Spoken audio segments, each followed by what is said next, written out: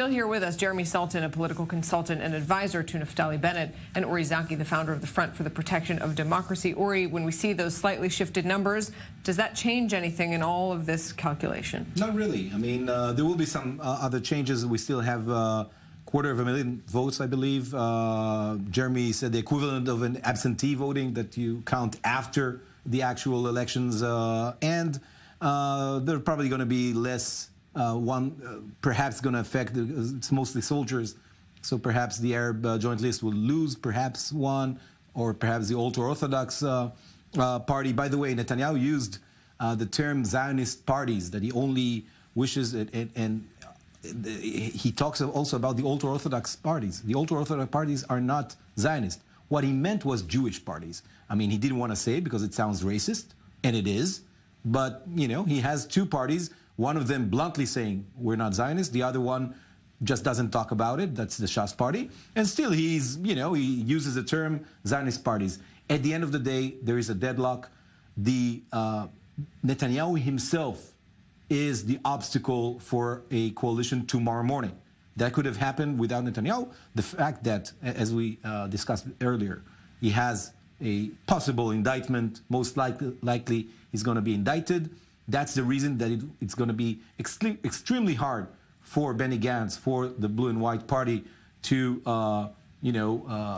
forget about their election promise and sit with Netanyahu. I don't exclude it. Again, there in Israel always there are good reasons or excuses, whatever you want to call them. We have a security tension almost all the time. You reported before missile that missed Israeli communities outside Gaza. That can be one reason. You have Iran. You have the deal of the century coming up from Trump. You can have many excuses for both sides to perhaps break some of their election promises. I still think, as we mentioned before, it's going to end up with a unity government, because going to a third election and for Netanyahu to take that bet again, I think he's going to pay a very, very high price. I'm not even sure that his colleagues that right now are embracing him will agree to that, to endanger their seats for him personally. Since he could be sitting in a courtroom while he's trying to conduct his campaign. But I do want to pick up, Jeremy, on something Uri said about Netanyahu preventing it. The leader of your party, yes, Ayelet Shaked, said prior to the election that Prime Minister Netanyahu, and let's be honest, perhaps his wife's personal animus. This is not gossip. This is what Ayelet Shaked said against her, and Naftali Bennett is hurting the right in Israel. And one can also understand that if perhaps that animus wasn't there, that perhaps the right could have won a clear victory in this election if the Likud had had Ayelet Shaked, maybe Lieberman, maybe Moshe Ya'alon. So why is the right so stubbornly sticking by Benjamin Netanyahu when members of its own leaders are saying that he is hurting it? Well, first of all, we will not vote for a third election. That was a promise we made to our voters. So if it does go to a vote, we are, I can tell you right now, Yamina is not going to vote for another election. Why are we sticking with Netanyahu? We made another campaign promise, and that was that we would nominate Prime Minister Netanyahu in the president's residence. I know that all these scenarios that we're going through means that people need to go ahead and look at the promises they made to their voters and decide that they're going to ignore that. But we are an ideological party.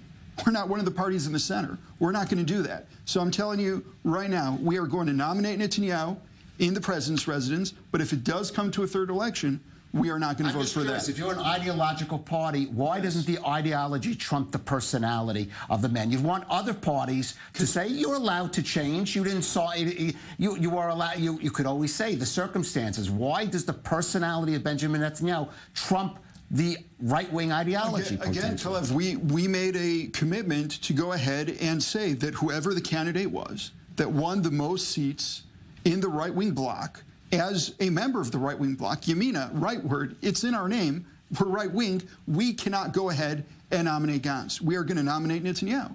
And again, if we did not nominate Netanyahu, I just don't even see a way where that's possible, then our voters would go ahead and the next time around would leave us outside of the Knesset. Ori, with this stalemate and nobody wanting a third election, which let's just say is not only extremely costly, but would put the Israeli government in a state of a year or more with no real functioning government, which is a big deal for a country like Israel with so many issues and threats to deal with. Will Benny Gantz, will the Blue and White Party maybe renege on their promise not to sit down with Netanyahu when he's facing indictment for the good of a unity government? Let's look at the interest here. I think Netanyahu's interest right now, I do think Netanyahu is a very clever politician, perhaps the most skilled politician in Israel right now. And he knows it's the end of his political career, and now he's trying to build his way out of jail, basically. He needs to go to be an acting prime minister when he negotiates a plea bargain with the Attorney General. For Benny Gantz, as I said before, it has to come down to a unity government. And I'm talking as you know, not what I want. What I want is that Netanyahu would leave office today. But, you know, realpolitik, I do think that eventually, unless something will happen in the Likud itself, they will have to sit with Netanyahu himself. I mean, I don't see how it's going to be bypassed unless, again, his Likud colleagues would say enough is enough. Mr. Netanyahu, you know, let us lead the way. Yeah. You the longest-serving prime minister. Please go home. It all comes down to a whole lot of invisible red lines and who is going to cross them or not, or decide that, you know, maybe those lines need to move a little bit. Let's jump to our